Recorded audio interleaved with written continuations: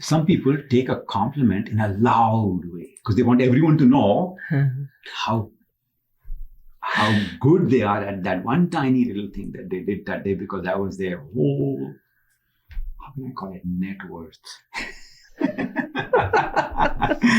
My beautiful hairpin. Oh, you like my hairpin? Oh my God, it's a real from Africa. Something, and really loud to talk about how special that thing is, right? Until somebody says, yeah, and it was a 50% sale at Target or some other store. Or deflates them. Just on purpose, even if it's, who knows, right?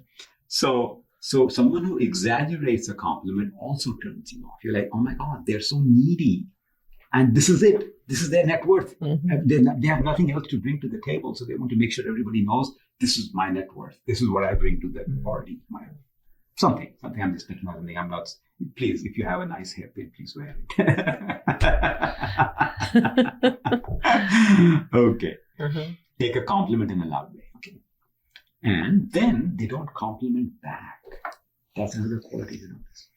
See, in social awareness, in social systems, when people compliment, they are doing several things. One is they are putting you at ease by complimenting you. Like, don't be uncomfortable. If you're having low self-esteem, you're looking just fine. Everything's great.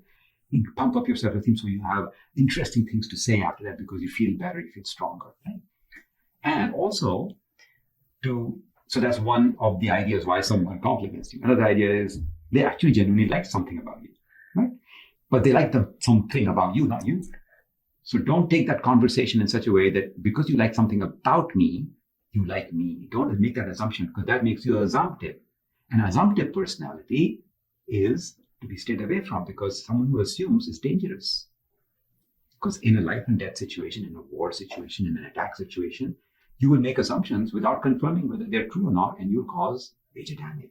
So we avoid assumptive people. We avoid people who don't confirm back. Like say in a conversation, you say something and they don't confirm back that they heard you correctly. And they go on to the next step by saying, of course I heard you and I understand you and there's only one meaning and I'm going to say this as a reply to that. And then I'm not going to repeat myself. There are people like that, right? These are assumptive, dangerous people in war situations, in situations where something important needs to be done and they are disliked. Instantly there's a dislike to people who are unable to do that because it shows either too much ego, it shows elitism, it shows low self-esteem, it shows an attempt to try and accept themselves for who they are, an inability to make jokes and fun about themselves. All of these are qualities that are popping out in just one simple indicator. And the person listening is not like me. They're not fully able to analyze everything in all these words, but they get a feeling like, no, I'm done. And a lot of human interaction is done instantly like that.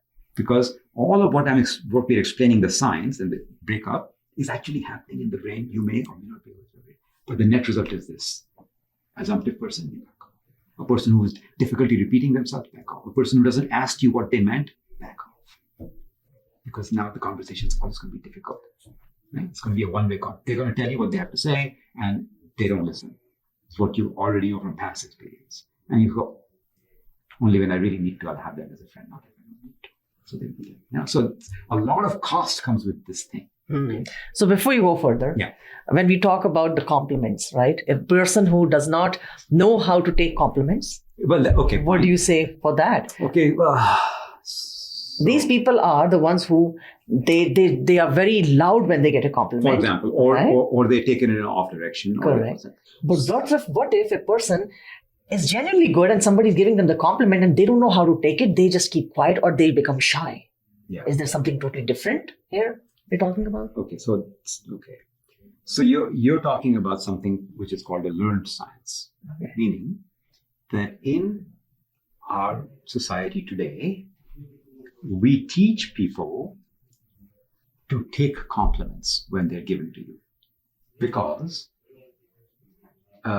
compliment giving can touch you in a deep way because it can impact your ego. Correct. Right. So it can touch you in a deep way and people take time to recover from that deep touch. So they can become quiet, or they can become shy, or they can say, oh, it's no big deal. And all of which to the listener sound like you're rejecting their compliment. But that's not what they're doing. They're still recovering from the fact that you were so nice as to compliment them. Yeah. Okay. Or they can have these off reactions where they go, yeah, I was waiting for someone to compliment me, and I go loud or I do something else because that's my business card. That's all I got. I have no other assets I bring into this meeting. I just my looks or some couple of comments, right?